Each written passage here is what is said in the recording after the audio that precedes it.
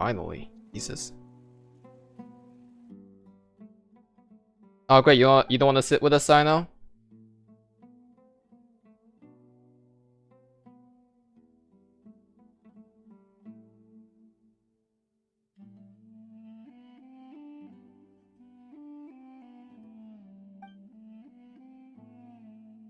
This is just way too silent for my taste. I'm sorry. Well, this is pretty awkward. Hey, wanna play sardines with 3 people who wanna tear each other limb from limb? Sure, why not? Sounds fun. Paimon, shut up. The air is so thick and heavy. Paimon can hardly keep floating anymore. My sincere apologies, everyone. This is the home of our village chief. I will have to ask you to make do with this small room until the sandstorm dies down. Hey, Candace. Please, let me introduce myself. I am Candace, protector of Aaru Village. Our savior has come at last! Simp. Nice to meet you, Candace. The name's Paimon. Thank you so much for helping us. You have my gratitude. There's no need to thank me. It's only right to help each other when the weather gets rough. Wow, she's so gentle and caring, like a nice older sister. Paimon, don't get any funny ideas. Those guys over there. All right. Now that we're all better I acquainted, like the music though. Let's we chill. should return to the topic at hand. As a guardian charged with the responsibility to protect my fellow villagers from harm, I was observing the conflict from afar, even before the sandstorm started. And now that you have set foot within Aaru Village itself, it is all the more my responsibility to make absolutely sure that you pose no threat whatsoever to us. So please, have an honest and sincere conversation with one another, and put your hostile feelings to rest. If anyone dares to start anything again while they are under this roof, I will not hesitate to send them out for some quality time with the creatures of the sandstorm. Oh, on second thought, Paimon may have misjudged Candace's character. She's strict. What do you expect? And that goes for you too, Miss Dehya. What did Dehya ever do? Myself clear. All right, we got it, Candace. That's what I like to hear. So, which of you will begin? Begin what? I was supposed to be a mediator, but I Oh, might never have mind. gotten a little too involved just now. Anyway, one of those two should probably start talking. You think they're gonna Wait. talk? That was you trying to be a mediator? I have nothing to hide, so there's no shame in explaining myself. While Alhaitham wasn't wrong about the other Matra not knowing my whereabouts, it's not because I've been assigned a morally dubious mission. Rather, I've chosen to exile myself. Huh? Makes sense. Exile yourself? A little while ago, I discovered that there was data missing in the Academia's project planning and development files. What? What little they did report clearly did not match the project's actual progress. As General Mahamatra, I had the responsibility and authority to request an audit. However, Of to my course his ass surprise, are. the person responsible for the erroneous data was none other than Oh, Grand Sage Azar himself. I'm sorry, to your surprise? You trusted that jerk from the beginning? Cyno, you're smarter than that. I tried to investigate the issue myself before submitting a formal audit request. But I soon found that all leads and potential pieces of incriminating evidence were carefully concealed from me. I began to realize that they were cautious of me from the very beginning. Unsurprisingly, the Grand Sage rejected my audit request as soon as the submission reached his desk. He even said to me, "The power of the General Mahamatra is granted by the sages. Damn. You have no right to judge us." Egotistical much? So they really are up to no Oh, good. you just realized that now? I Come on. realized then that to the Grand Sage, the Matra are nothing more than tools for the sages to assert and maintain their control over knowledge. The vows that we took, the principles that we strive to uphold, they are meaningless to the academia of today. So I guess you really did not have any ulterior motives after all, Cyno. So you then decide to exile yourself. I believed it would be wise to flee the academia before the sages had a chance to take action against me. This way, they can no longer see nor predict my actions. I will never give up on this investigation. There's no need for someone else to give me power or authority. Once I find the truth, I will administer judgment by my own name. Cyno seems to have the same goal as us. We're all investigating the sages. But his motives are morally gray, to say the least. Plus, now that he's no longer the General Mahamatra, he somehow feels a lot less scary. It's still too early to trust him completely. What if the whole story was just made up? Well, Cyno, if that's your story, then why did you see Alhaitham as a target?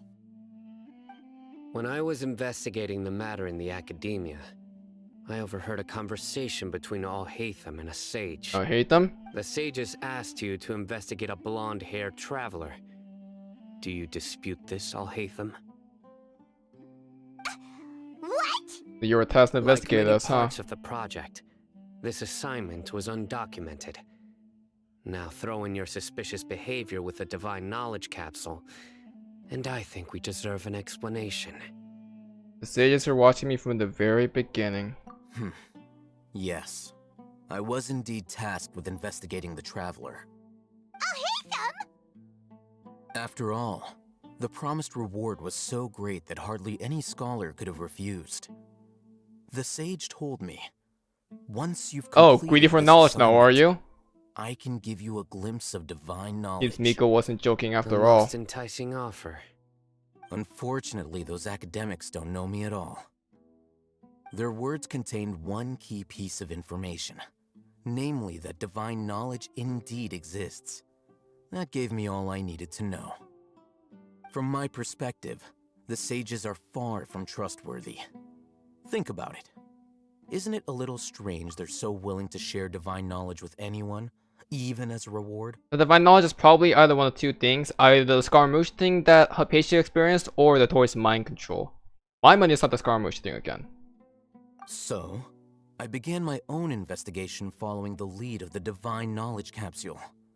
In the end, I realized my wisdom in committing to this rather than collaborating with the sages.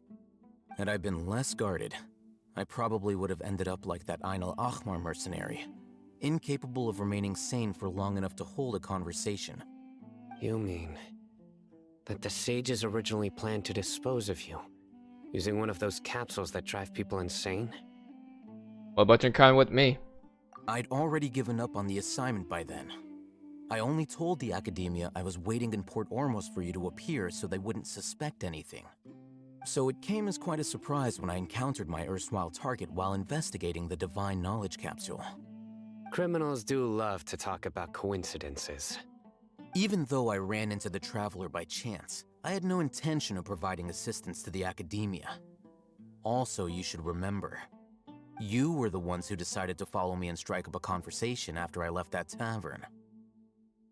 Now that you mention it, things did go like that.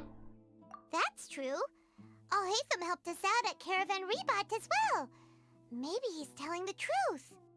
I'm willing to apologize, if that's worth anything to you. I took the divine knowledge capsule behind your back because I judged its existence to be a significant risk. I felt that it would be best for no one to interact with it before it had been properly studied. After all, curiosity often proves to be the most Curiosity dangerous kills the thing in cat. this land. Isn't that what they all You say? should be well aware, Scribe Alhaitham, that Scribe curiosity Alhaitham. can also lead you to danger and suspicion. Answer me this. Did the sages share any information about their project with you? Have I not made myself clear? You and I are both distrusted by the academia. Give me a clear answer. Do you Stop really deflecting think it. they would tell me anything? Come on. Fine. Although you haven't completely proven your innocence, I won't regard you as an enemy, for now. As you wish. Good. I'm glad to see you two clearing up your misunderstandings. Is this clearing up misunderstandings? And now you, Dehya. I believe it's your turn. What did he have to do with any of sorry. this? Whatever the boys were talking about must have been so boring that I spaced out. That's My funny. situation is pretty straightforward. My employer, Dunyarzad of the Homayani family, is friends with the Traveler and is currently recovering from her illness at Hope home. she's safe. I had nothing going on, so I decided to return to Aaru Village for a visit. I was actually looking forward to a pretty exciting time getting back together with everyone here. But then I saw these two random guys in the middle of a pointless argument. It ticked me off, and things went That downhill explains the from animation. there. Is that all? Well, I will admit that definitely sounds like your style. In that case, welcome back, Dehya. That's more like it. I missed you all so much, Candace. Okay, now what? Whoa! What was that sound? No need to worry. Now that you're no longer at each other's throats, please make yourselves at home. I'll take a quick trip I want to say outside that, to clear out some of Candace, those but creatures from okay. the sandstorm. Creatures? In the sandstorm? Are you sure you don't want some backup? Fighting in a sandstorm is not for the faint-hearted. Anyone without extensive training in these conditions is at a disadvantage. You needn't worry. Game mechanic? Yeah, just leave them to Candace. Don't worry, she's as tough as they come. So guys, you two do know each other. Alright. The winds died down. That means the sandstorm's over, right? Candace still isn't back yet, though. Is she alright? Maybe we should go out and check on her. When you put it that way, even I'm starting to feel a little worried. All right, let's go. We've been here long enough, and the boys are as chatty as the floor.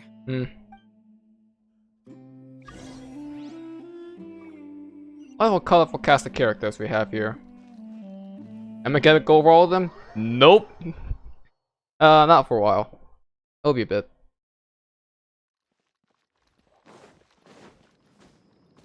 But yeah. Okay, so things just went from 0 to 100 real fast, and oh hi Rift Hounds, what the hell? God, didn't we play this? Oh, Candace, you're still fighting? You've been out here dealing with these creatures the entire time? Yes. They just keep coming in waves. I've lost count of how many I've defeated. Before I realized it, even the sandstorm had stopped. Oh, only she's really strong. Her stamina's also something else. Here comes another Ah, wave! great. Leave this round to us. I got interrupted earlier, but now I have something to take my anger out on. It's been quite a while since I've seen the Flame Main in action. Playable Dehya? I'll leave these to you then. I'll be sure to put on a good show. Oh, Let's never go. mind. Oh, it's gonna be like the Rana situation from the R&R quest? Oh, lame. Useless. I thought we'd be able to see Dehya fight alongside this. Worthless. Here. Alright. Worthless. Worthless. Here comes another wave! When are they ever gonna let up? Looking like the Cataclysm now, huh? Useless. Take this. Too soon? Eye for an eye.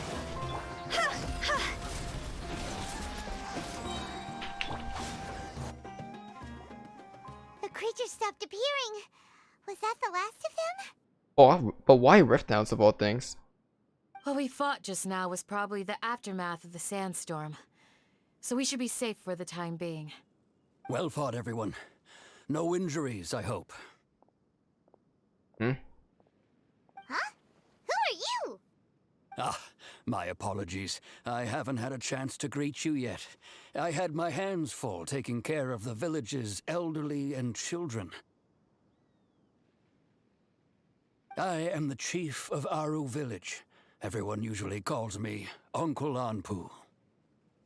Sorry for all the trouble. Sir, I am also originally from the desert, but I have not been back for some time now. May I ask if such sandstorms are common? I can't say they've always been common, but recently the storms have become increasingly severe and frequent. Besides sandstorms, we also occasionally get earthquakes. Jesus. According to an investigator who stayed in the village a while ago, these unusual natural phenomena are related to the withering of Irminsul. So it's not just so it's not just the forest, but also the desert. Irminsul's withering. So, Irminsul's withering causes withering zones in the forest, and sandstorms and earthquakes here in the desert? So it seems like any change in the ley lines, whether that be the withering or the efflux, causes some sort of natural phenomena, huh? Everything in the natural world is inextricably connected to Irminsul. These regional symptoms can indeed be a reflection of Irminsul's present state. Everyone in Aaru Village needs to take good care of themselves. Speaking of which, why haven't I seen a single village keeper since I got here? Village keeper? Who are they? Village guards like Candace? Does your curiosity know no bounds? Village Keeper is how Aaru Village refers to mad scholars exiled here by the academia. Most of them are scholars who lost their sanity after a period of training in the Avidia So forest. the Tor would be a village keeper. The academia believes that their crazed mutterings may have a negative effect on the psyches of other scholars. So, they're forcibly exiled to the desert. And Now, if you ask me, sorry. It's all a boatload of nonsense. Naru also brought this up before. The patient was also nearly exiled to the desert. Alas, that's exactly what we've been trying to investigate. One Really? by one, the village keepers have been mysteriously disappearing without a trace. But no one in the village has ever seen them leave. If you're planning to stay around the village for the next few days, I'd appreciate it if you could keep an eye out for them. I've had encounters with those people in the past. I'll see what I can do to help. The Matra are the ones responsible for their exile. Now that you're no longer with them, are you trying to alleviate your guilt and atone for your past sins? I'm fascinated by how you think. Mock me if you will, but if you are guilty, I will eliminate you, regardless of my position or identity. Damn. Oh, you're the former General Mahamatra. You must be an expert in these kinds of investigations. Thank you for your help. I'll help too. Is it because you're reminded of Hypatia? Oh, these poor scholars. First they lose Losing their sanity, but how exactly? They never specified that, did they? Back home, safe and sound. But is it really a good idea to tag along with Cyno? You seem like you really don't trust him. That's why this is a great opportunity to watch him. I'll be grateful for the assistance. No doubt you will do a better job. Oh, now you're trusting of me now, are you, Cyno? Let's start by finding a spot to share what we know so far. I guess so.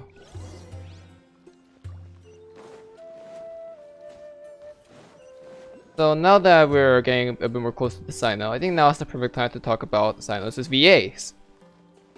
I don't remember his Japanese VA exactly, but apparently his Japanese VA also was the Japanese VA for Sora from Kingdom Hearts, which was a complete shocker. But his English VA is a special mention in my opinion. Alejandro Sab, who also goes by by his VTuber name Sayu. And he's also a voice of a really cool character from Fire Emblem Three Houses, Yuri of the Ashen Wolves. So and the thing is, if you listen to Yuri and Cyno's voice, they sound so similar. And it's crazy to think like that. And I love it. I'll put his Japanese VA during editing, because I feel like I at least deserve to give him that respect as well.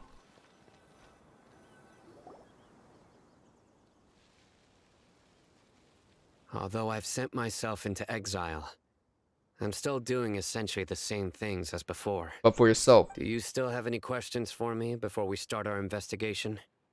Why did they refer to the math scholars as village keepers? One of my former subordinates told me that this title has its origins in a strange incident. What incident? The academia has long exiled mad scholars to Aaru Village. A mysterious phenomenon exists here. When mad scholars first arrive, they are as incoherent and deranged as before.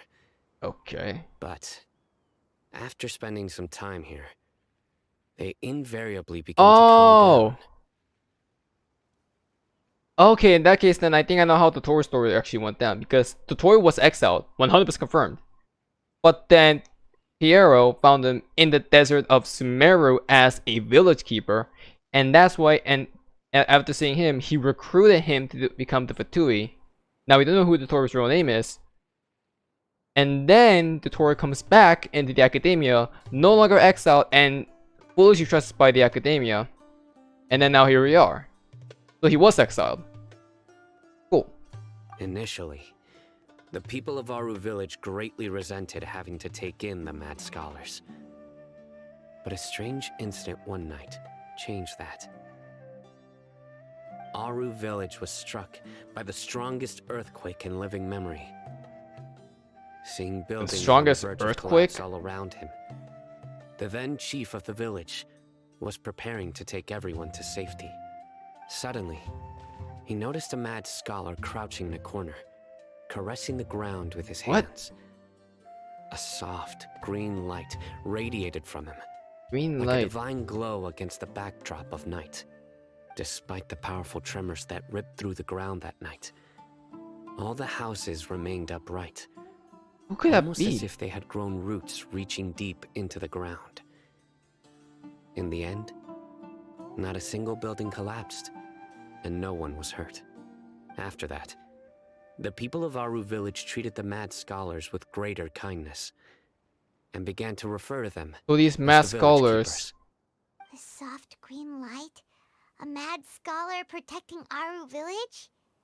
What do you make of it, Traveler? It must have been Nahida's power. Paimon thinks so too.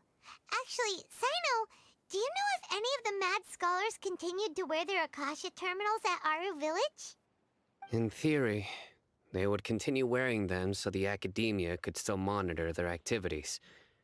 With that said, the main Akasha system would no longer have any interaction with them. Oh, no wonder! Everything makes sense then! Add in the fact that they calmed down. Oh. It was probably Nahida who calmed them. If you are able to draw a conclusion from this one story alone, then it appears you possess much more information than I do. So, what do you make of the story? That mad scholar's power likely came from Lesser Lord Kusanali. Really? Lesser Lord Kusanali. What? You don't believe us? Lesser Lord Kusanali was definitely using the Akasha to give her power to the mad scholars! We would know. No, it's not so much that I don't believe you. I'm just struck by your reasoning. Lesser Lord Kusanali, the current Dendro Archon. Is she really active in Sumeru? Not anymore, unfortunately. The academia has always placed far greater importance on the late Greater Lord Rukkhadevata. They've more or less ignored Lesser Lord Kusanali, and I've never had any reason to doubt their views. In addition, I've never heard any stories about Lesser Lord Kusanali and her deeds. Yeah, because they kept on To hiding. me, she might as well have been a god that never existed. No way! Nahida definitely exists! She's a... How should Paimon put it? She's a good Archon who's kind and wise. Even if she says weird stuff sometimes. We saved Sumeru City together in the not so distant past. I've spent many years interrogating criminals, so I can easily tell when someone is lying. Alright. Good! Then you should know that we're telling the truth. That look in your eyes. I've never seen that from a liar. You two really must have met Lesser Lord Thank you. Kusanali. How can this be? To think, our Archon has been amongst us this entire time. But hidden by the academia. Alright, now it's our turn to put our skills to good use for this investigation. You betcha. But easier said than done, especially since we don't have any leads. Oh, that's gonna work Maybe well. we can start by knocking on some doors. Excuse me, are you here to help me find my grandpa? Huh? Oh? Who are you? By the sounds of it, a resident of this village. My name is Isak. You'll help me find my grandpa, right? Is your grandpa a mad scholar? Hey, don't say that. Grandpa is just Grandpa. Why do you have to call him that? It's not like he's a bad person or anything. The person you're referring to is not a local, yet you are. Why do you call him Grandpa? Grandpa is just Grandpa. He's my family. Interesting. I heard everything you said to the village chief. Please, you gotta take me with you. I want to find my grandpa. I swear I'll help. I won't be a nuisance. Ah, so you're the one who was eavesdropping on us around the village chief's house. I was planning to go out and take care of whoever it was, but I had a vague feeling that they didn't harbor any ill intent. Whoa. Alhaitham wasn't kidding about Matra having sharp senses. Cyno, he's just a kid. All he wants is to find his grandpa. Let's find a way to help him. Sorry, I was only listening in because I wanted to know where Grandpa went. Honest. If you don't believe me, you can ask Miss Candace. Please help him, Cyno. All right. But first, let's confirm the facts with Candace.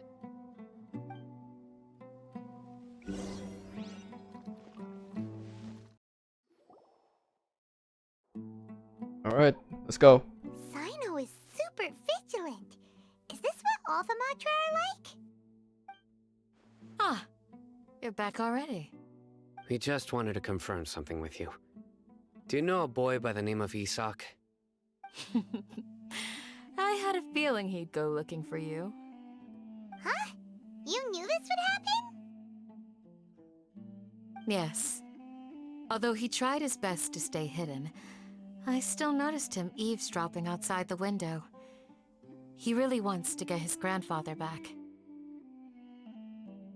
Isak's parents were both Aramite mercenaries who rarely returned to the village after finding employment in the city. He was raised by his grandfather.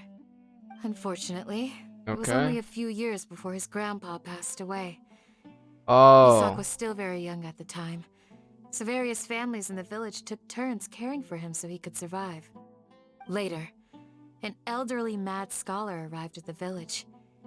Isak thought the scholar bore a striking resemblance to his grandfather, and thus often spied on the man.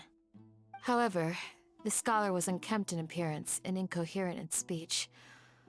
Although Isak referred to the man as his grandpa, he was afraid and didn't dare to approach him. One summer night, the oft mumbling and bumbling grandpa suddenly calmed down and seemed to become more lucid. He even noticed Isak hiding in the distance.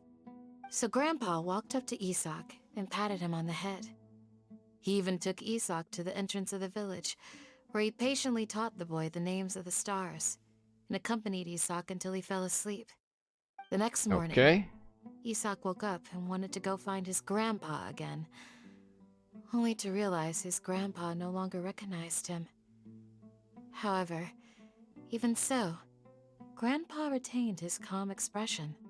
It's said that those who saw the scholar claimed he no longer appeared to be crazy, but appeared to be living in his own world. He's like in a trance-like state? state? As if he were sleepwalking.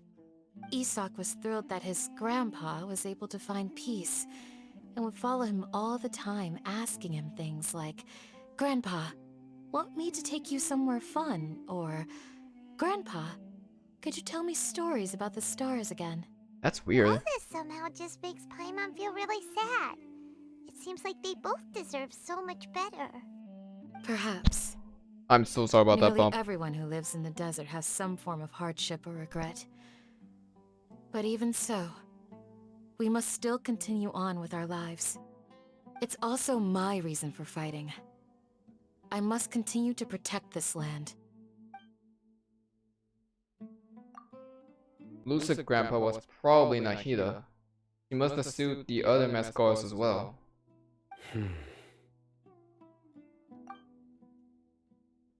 With a look at Cyno's face, He's probably connected to the dots as well.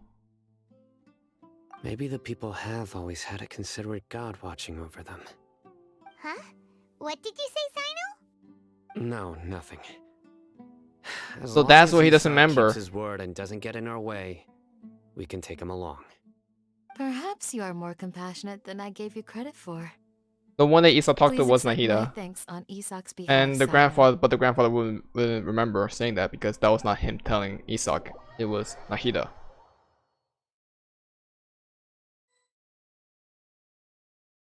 Hey, Isak! Oh, it's you guys. We've cleared everything up. Let's go find your grandpa. Really? Wow, thank you so much. Your grandpa will be found, safe and sound. Yeah. Alright. Let's ask the local residents some questions first.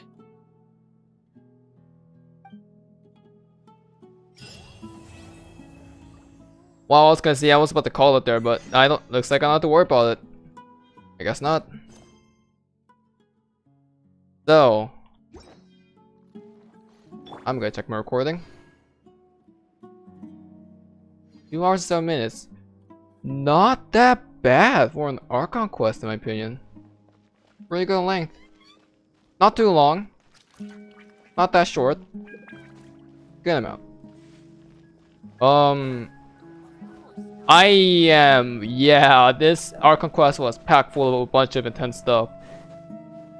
I'm definitely scared. I've never been more terrified in my entire life like this before. And I'm also kind of worried because so much stuff which has been packed into this Archon quest. How are they gonna handle Act 4? How are they gonna try to top Act 3? Because Act 3, in my opinion, is the full package. Stabs the antagonist right from the get-go. Immediately hits us with the depressing thought about him not being with us anymore. Terrifies us with the Torian skirmish appearances. And seeing the colorful cast of characters come together. This Archon quest is great in general. It's an amazing Archon quest again. Like, yeah, I really like Act 3. I'm not gonna tell my absolute favorite one though, because I need to do them analytically. And once I complete Act 4, you will have my answer then and there. So that'll be for me. If you guys enjoyed, leave a like, subscribe to see more, and leave your thoughts on Act 3. On what's your thought about it? Was it too short? Was it too long? How's the lore up? Are you guys excited for more? You know, the usual stuff. That'll be it for me though. ACairconditioner signing out. Have a good one, guys, and stay safe out there.